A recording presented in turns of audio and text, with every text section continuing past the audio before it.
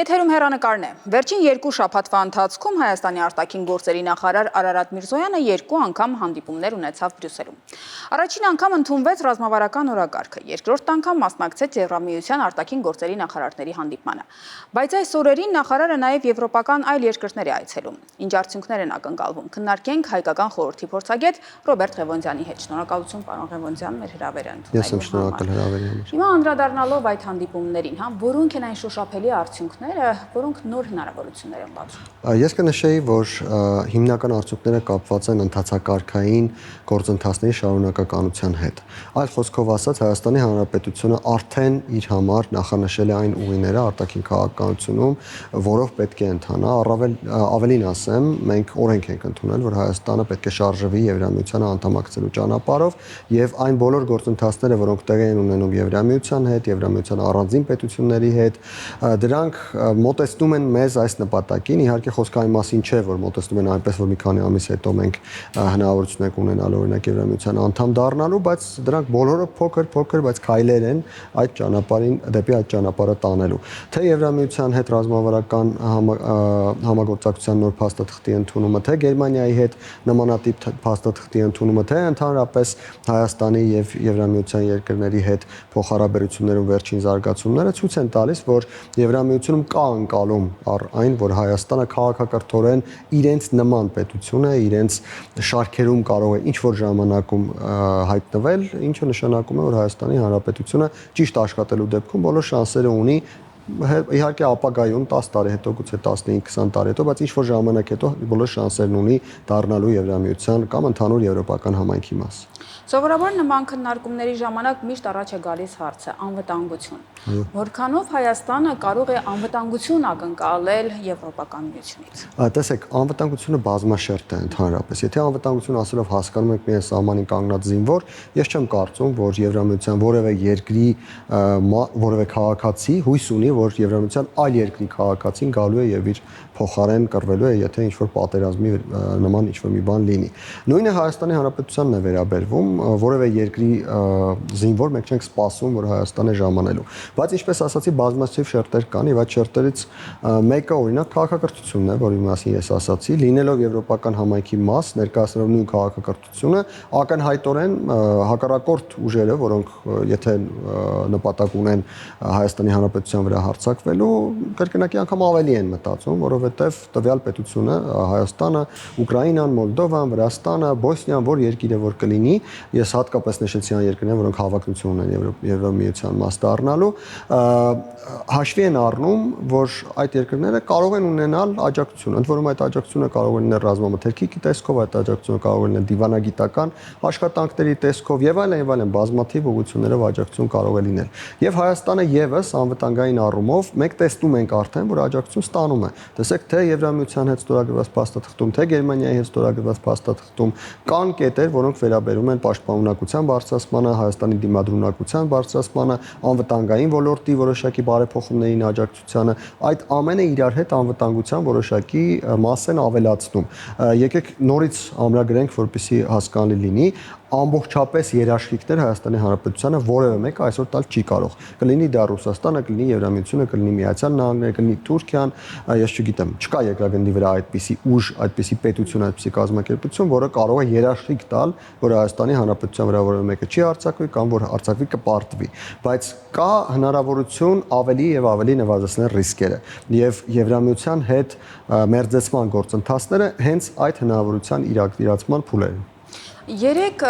Եվրամիության բարձր ներկայացուցիչ Կայա Կալասը ասաց, որ Հայաստանը դիմել է ընտրություններից առաջ հիբրիդային սպառնալիքների հետ կապված աջակցություն ստանալու համար։ Սա որոշակի հակասական կարծիքների տեղիք տվեց։ Ինչու՞։ Որովհետև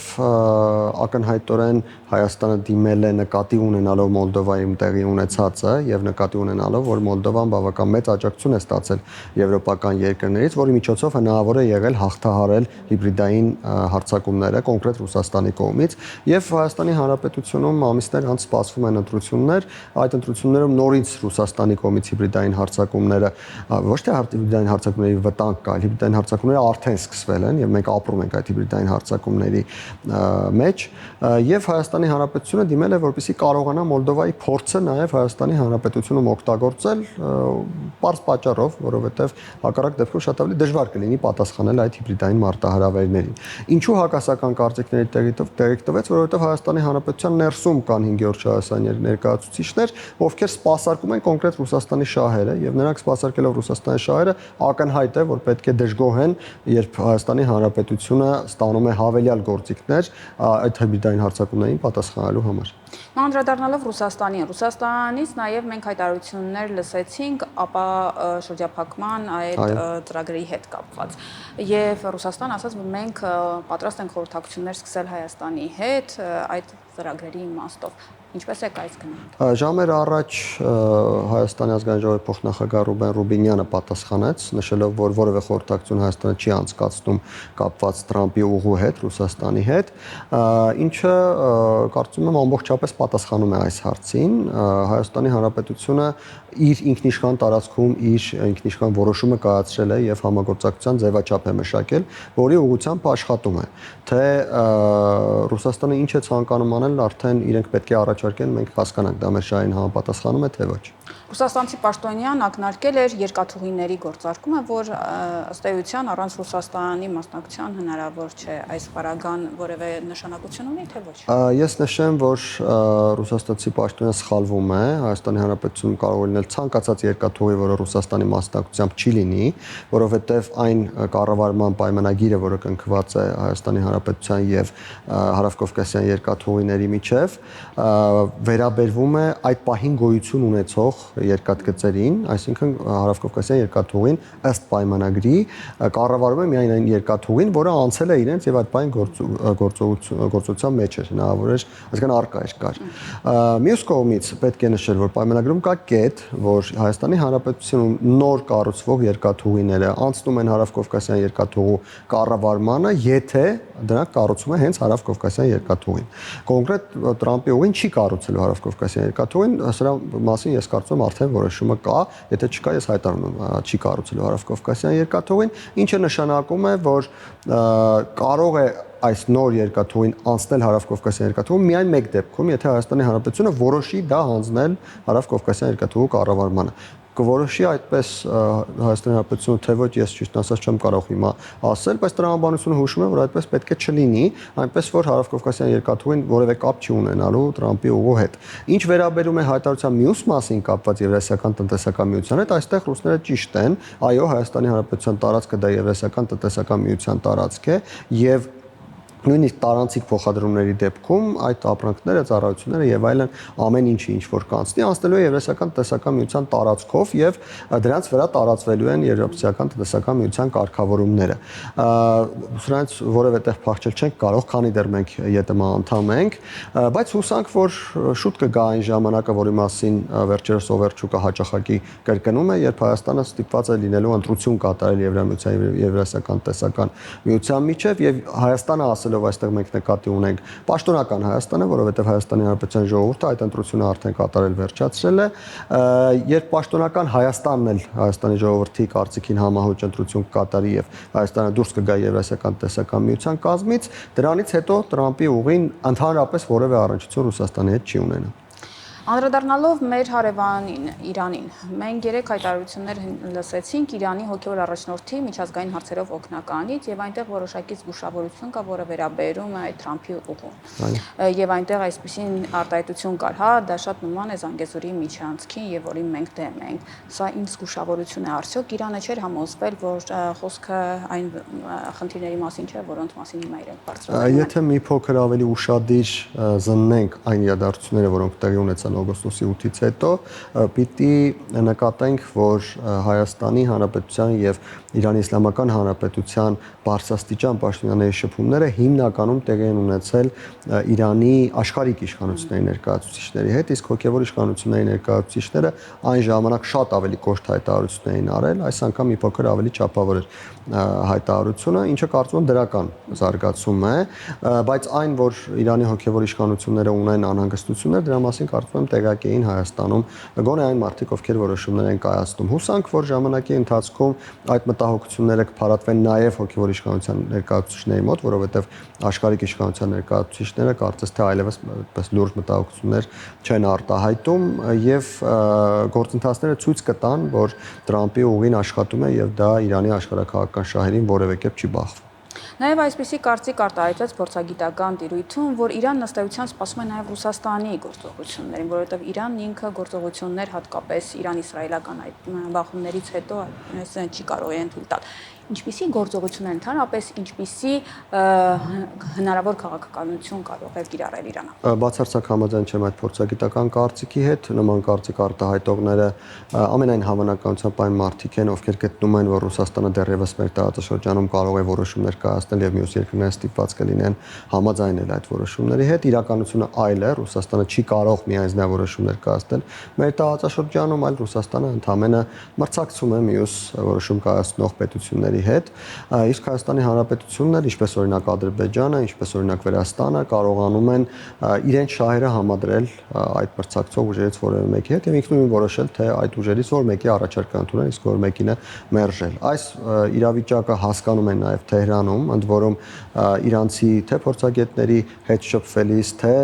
պաշտոնյաներին լսելիս պաշտոնյաների վերլուծություններին ուշադրություն դարձնելիս, մենք նկատում ենք, որ այո, Իրանում հասկանում են, որ Ռուսաստանի դերակատարումը մեր տարածաշրջանում փոխվել է,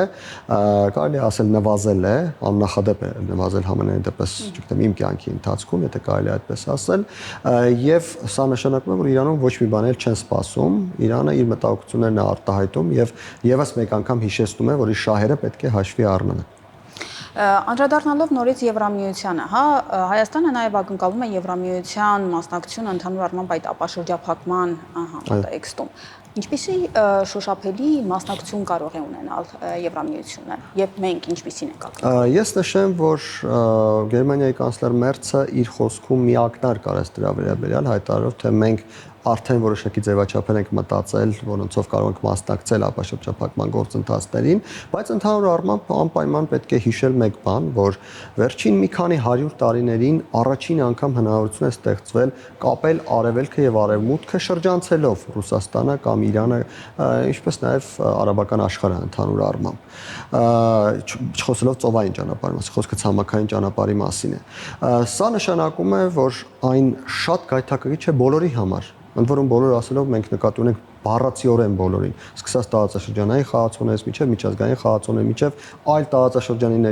տարածաշրջանների ներկայացուցիչներ, ովքեր կցանկանային մասնակցություն ունենալ այդ գործընթացներին ըստ իրենց հնարավորությունների իհարկե։ Եվ Եվրամիությունը բացառություն չէ, Եվրամիությունը որպես կազմակերպություն, Եվրամիության պետությունները առանձին ցանկանում են մասնակցություն ունենալ, որտեղ այդ հնարավորությունը որ կլինի, ինչքան որ կկարողանան իրենք իրացնել այդ հնարավորությունները։ Հիմա Միացյալ Նահանգների հետ ըստ էության ընթանում են քննարկումներ, որոշակի փուլի կարծես թե հասան է, ինչ փուլի մասն է խոսքը։ Ինչ է տեղի ունենում հիմա։ Ես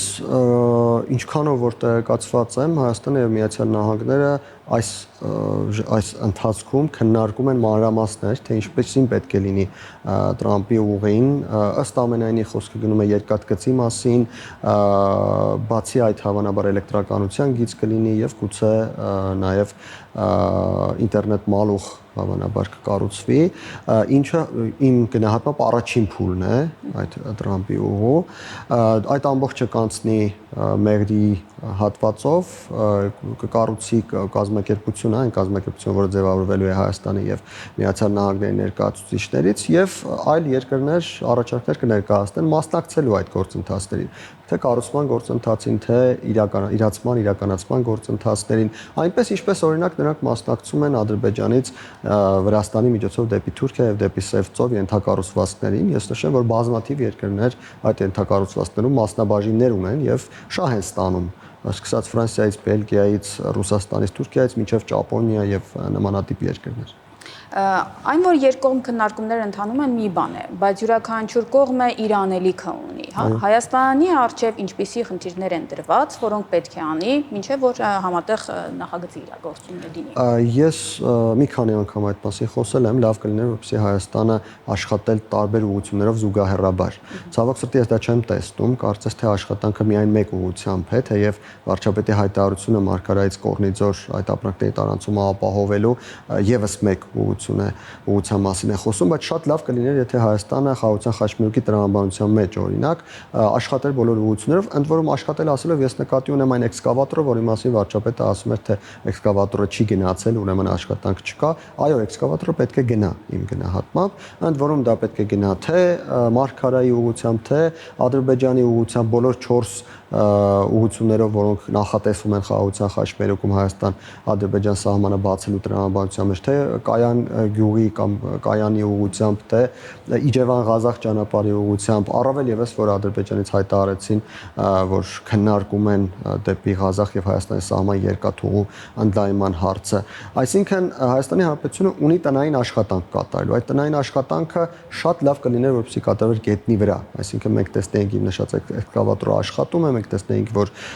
չգիտեմ, երկաթգիծ է տեղափոխվում, մենք տեսնենք, որ հողեր են փորվում, տեսնենք, որ թունելներ են բացվում, չգիտեմ, ավտոճանապարհներ են սարքվում, որոնք պետք է կապեն Հայաստանից դեպի Ադրբեջան ճանապարհները։ Իհարկե, այս վերջին դեպքում ավտոճանապարհների դեպքում որոշակի գործընթացներ կան, բայց ուղղությունները կարծես թե այլ են։ Սա Հայաստանի Հանրապետության տնային աշխատանքն է, որը կարծում եմ պետք է շատ արագ սկսել անել։ Ինչու շատ արագ սկսել, որովհետև ավանդաբար մենք տեսել ենք, որ Հայաստանի Հանրապետությունում բոլորը խոսքը չի վերաբերում միայն շինարարներին, բոլորը աշխատում են դանդաղ, որոշումները կայացում են դանդաղ, իրացումը դանդաղ է, վերահսկողությունը դանդաղ է։ Եթե համեմատենք օրինակ, չգիտեմ, նույն Ադրբեջանի հետ, տեսեք թե ինչքան կառուցապատում են իրականացնել իրենք օկուպացված Արցախում։ Եթե համեմատենք այլ երկրների հետ, եթե համեմատենք Չինաստանի հետ, ընդհանրապես մենք կարելի ասել տեղից չենք շարժվում։ Եվ այս ամենը հաշվի առնելով անհրաժեշտ է հնարավորինս արագ գոնե սկսել այդ աշխատանքները, ինչը կբերի նրան, որ ինչ որ ժամանակ անց այնինչ դուք հարցրիք, երբ մենք կհասնենք արդեն այդ համաձայնություններին եւ երկուստեք աշխատանքը կսկսվի, մենք գոնե պատրաստ կլինենք այդ աշխատանքները սկսելու։ Շնորհակալություն, պարոն Ղևոնդյան, ես հիշեցնեմ իմ զրուցակիցը Ռոբերտ Ղևոնդյանն էր։